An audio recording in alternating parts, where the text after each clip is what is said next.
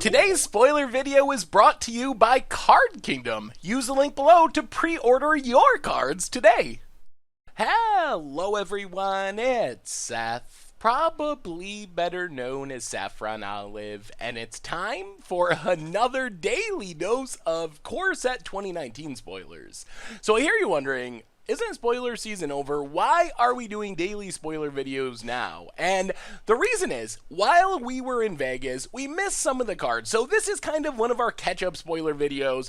So we have two more to go. Today we are talking about the reprints that we missed while we were in Vegas at the beginning of spoiler season. And the good news is, there are some super sweet ones at Mythic and at Rare. So don't worry, we're still going to have our top 10 videos by format coming out and all that stuff. So these aren't replacing anything, but I did want to make sure we caught up and didn't miss out on all these sweet spoilers. And I should say, before we jump into it actually, I do really love reprints. Reprints are one of the reasons that core sets are super awesome and super unique compared to other sets, and they give us this extra context. Like, when we're looking at a new card, we're kind of trying to guess where it fits in standard, in modern, etc, etc, etc. But with reprints, we already have a foundation. We know what these cards have done in the past. We know what they did in standard, or where they currently fit in legacy or modern. So we kind of have this framework in analyzing these cards. So anyway, Mythic number 1 of our catch up video, we have Omniscience. So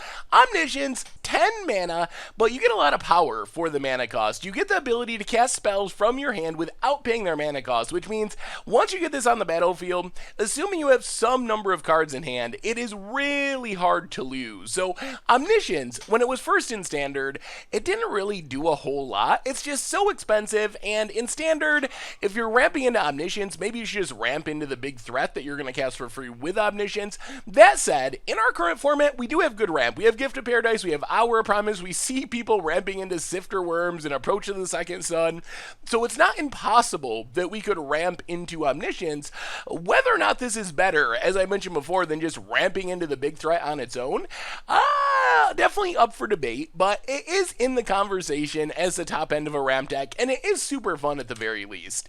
In modern, Omniscience is essentially unplayed. There is one super fringe exception, and that is the Narset combo deck. We actually played this deck on stream like a week ago, and I can tell you, it's pretty rough. It is not a consistent deck. The basic idea is you reanimate Narset on turn 1 or turn 2, and then you attack, you exile 4 cards, you cast them for free. Eventually you're going to hit that Omniscience, and you're going to just be able to cast Emeralds and do all this crazy stuff and win the game right away. So there is a reason to have Omniscience in Modern, although it is very far from being a staple. Finally, and probably the most competitive home for Omniscience, is actually in Legacy, where show and tell decks use it as a way to close out the game.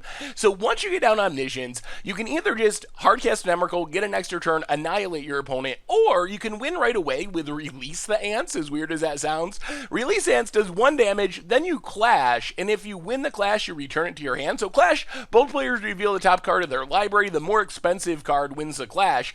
So the idea is you stack Emrakul on top of your deck, then you just keep casting Release Ants again and again and again and again until you ping your opponent to death. So that is one of the main reasons why Omniscience is a fairly expensive card. Although the other big reason is it is kind of a commander staple, one of the top 100 blue cards in the format. So definitely a sweet reprint. Was like close to $30. Now it's only like $10, but still, you're not going to mind opening up an Omniscience from your pack of Core Set 2019. Next on our reprint list, we have Scapeshift, and Scapeshift is one of the best modern reprints we have had in a long time. Before being reprinted, Scapeshift was close to $60, around $60. It is down to $17 now, $18 now, but that means Scapeshift deck is going to be much more accessible, which is a great thing. This is one of the things that we've been asking for. Not just reprints like in master sets that kind of dropped the price a little bit, but reprints of modern staples in normal sets that really bring down the price. And going from over $60 to under $18 and dropping, that is a huge deal for modern players. So as far as standard is concerned, you can do some sweet janky things, like I think it would be fun to build at Tetyova Benthic Druid Scapeshift deck, where you're getting down Tetyova, doing a bunch of ramping, then you Scapeshift, get a whole bunch more lands, you get a bunch of lands out of your deck, you also draw a ton of cards. We also have like Ramanamp Excavator and Crucible of Worlds to get the lands back from our graveyard. standard. So while I don't think that'll be competitive, it is a really fun idea. We also have Architect of the Untamed. Not going to be good. I'm not saying it's going to be good, but it is worth mentioning. One of the only other landfall type cards we have in standard.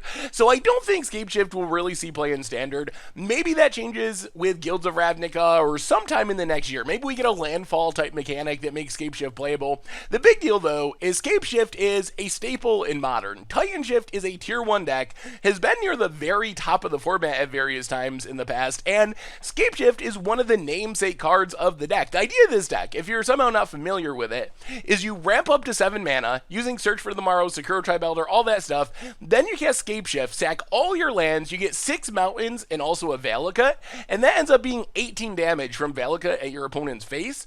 And assuming your opponent cracked a fetch land or something, that's enough to just kill them on the spot. If they somehow are not going to die from 18 damage, then you just get up to 8 lands and you deal, I don't even know, a ton of damage with double Valakut, 6 mountains, and win the game that way. So Titan Shift is a legit deck in Modern. Scapeshift is a key part of the deck, and having Scapeshift be $15 or something instead of $60 is a huge deal for people that want to pick up this deck in Modern. So going to make Titan Shift much more accessible. So I don't know. I'm very happy with the reprint. I don't expect it to do much in Standard, but it's got decent value when you're opening a pack. It is a Modern staple, so great job, Wizards, giving us cheaper Scapeshifts for all the Modern players out there. Finally, we have one of my favorite Mythic reprints from Core Set 2019, and that is Crucible of Worlds. So Crucible of Worlds, pretty simple. 3-mana artifact lets you play land cards from your graveyard. So in Standard, it's basically like an additional Ramanop Excavator, which is actually pretty exciting because having 2 different cards that do the same thing means you can really build your deck around that effect. And we even have some lands that sack themselves. Sheffet Dunes and all the Desert Cycles, Field of Ruin to attack our opponent's mana. So there might be some potential of Crucible of Worlds showing up in Standard. And that doesn't even include a deck that's based on milling itself or getting cards in the graveyard, like we see with Godpharaoh's Gift, with Strategic Planning and Gate to the Afterlife, or even Benefaction of Ronus, which we played in Sultai Madraltha, which is kind of a good home for Crucible of Worlds. So I'm definitely excited to brew around Crucible of Worlds in Standard. Oh, is it going to break into the top tiers as a 4 of? Probably not, but it's still a super sweet card. Another card that was like $60, dropping all the way down to $25. So still a card that you definitely want to open in your pack, but much, much cheaper if you're looking to put it in your decks. As far as Modern is concerned, basically all about 2 cards. Ghost Quarter, Field of Ruin, and Crucible of Worlds is used in 2 different ways. It's used in decks to protect against Ghost Quarter and Field of Ruins blowing up their lands, because if your opponent Ghost Quarters your land, then you can just get it back. It's also used as an offensive card with Ghost Quarter and Field of Ruin, so you can keep getting back your Ghost Quarter, hitting your opponent's land again and again and again until you run them out of basics, then you have a strip mine. So for example, Tron decks like Mono Blue Tron occasionally use Crucible, even in the main deck, as a way to protect their Tron pieces. If your opponent's going to blow up your Tron land, you're like, sure, whatever, I got my Crucible, I'll just play my Urza's Tower again. On the other hand, decks like Martyr Proc use Crucible to attack their opponent's mana. You're able to Ghost Quarter, get back the Ghost Quarter, get back the Ghost Quarter. Eventually your opponent runs out of basics, then you start strip mining, and strip mining your opponent in Modern is super, super sweet. It's one of the coolest things you can do in the format. Also, in older formats like Legacy, like Vintage, you have literal strip mined and also Wasteland, so we see some Prison-y style decks using Crucible of Worlds there as well. So while we'll have to see if Crucible actually does anything in Standard, definitely a sweet and valuable reprint for older formats for Commander, so super excited to be getting it for $20 or something instead of $60. Moving on to the rares, we have a few rares that are worth mentioning. We also talked about some of the less exciting reprints in past videos, so we're not going to cover them again if we've already talked about them, but there is a few that we haven't talked about, and I did want to make sure we mention. So first off, Mentor of the Meek might not look like much, but it's actually a pretty powerful card. 3 mana, you get a 2/2 whenever another creature with power 2 or less enters the battlefield under your control. You can pay 1 mana. If you do, you get to draw a card. So we have seen Mentor of the Meek back in Innistrad Standard actually show up in Standard decks. It wasn't an ultra staple. Most often it was a 2 of, but it showed up in both humans decks with like Avacyn Pilgrims, Human Tribal, and also token decks, because remember, this is when a creature enters the battlefield. So you can cast a Midnight Haunting, and when the 2 spirits enter, pay 2 mana, draw 2 cards. So it's very powerful in tokens deck when it sticks around. And the good news is, we got some good token makers in our standard format. Servo Exhibition, SRAM's Expertise, we've seen those decks already be good. Unfortunately, they can get wrecked by Goblin Chain Whirler, so maybe Radiant Destiny or something to keep the servos alive. We also have had, in the past, Hidden Stockpile Legion Landing with Anointed Procession. Mentor of the Meek is an insane card draw engine in a deck that's just repeatedly making small creatures, drawing you through your deck really, really quickly, so there might be some potential there as well. So definitely think that Mentor of the Meek can show up in Standard, but only in very specific builds, and like I said, probably not going to be a 4 of, more of like a 2 of like it was in the past. Next up, we have Death Baron, and Death Baron is super exciting. So it's pretty simple: 3 mana, 2/2 Zombie Lord, giving not only all your zombies, but also skeletons for some reason, +1/+1, and also Death Touch, which is pretty relevant, taking down big creatures like Galta, attacking into big blockers and making your opponent miserable. So the main reason to be excited for Death Baron is we have a lot of powerful zombies at the moment. Lord of the Accursed, Liliana's Mastery give us more zombie lords, and then we have a solid base of planeswalkers with Liliana's Death Majesty and Liliana Untouched by Death.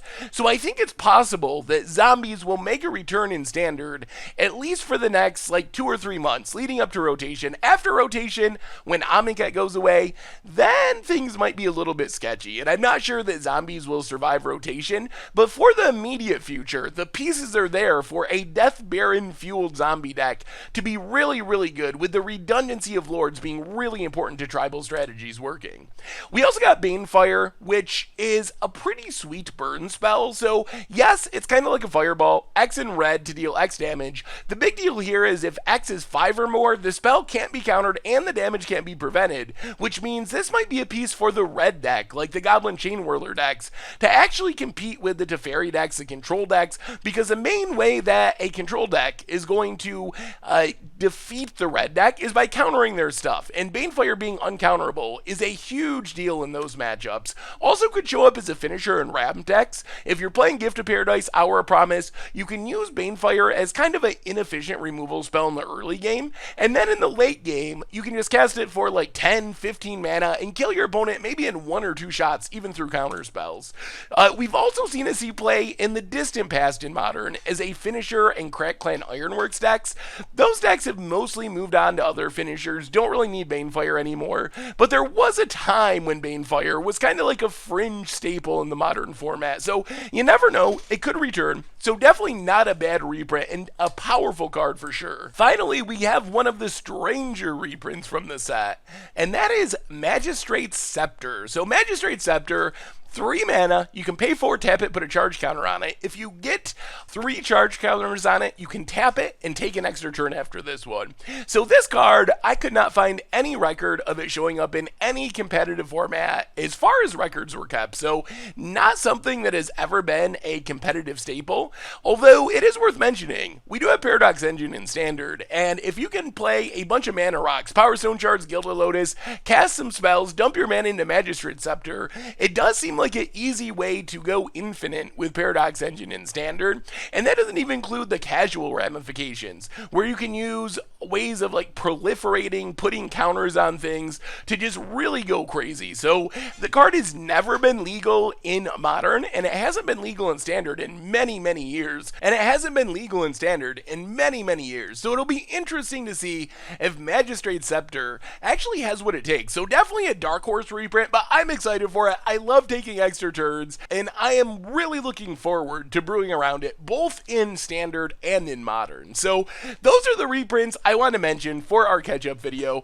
So let me know what you think. How good are these cards? What are you planning on doing with Omniscience or Scapeshift or Crucible of Worlds in Standard? Or are these just reprints for older formats for Commander? How about the rares? Mentor of the Meek, Death Baron, can zombies make a comeback? Is Bane Fire the solution to control for the red decks? Can Magistrate Scepter actually see play, or is it just a fun, weird, casual card? Let me know what you think. As I said, we will be back with one more of these catch-up videos to talk about the rares, so that'll be coming, and then of course the top 10 videos will be coming out closer to pre-release, so we'll be talking more Core Set 2019 in the the not too distant future. Anyway, thank you so much for watching. I hope you enjoyed the video, and I will talk to you soon. Thanks for watching the video. If you enjoyed it, help us out by clicking that like button down below. And to keep up on all the latest and greatest, click that subscribe button. And don't forget to hit that bell icon to get alerts whenever we have new videos. And if you want to, check out some of our other sweet videos here and here.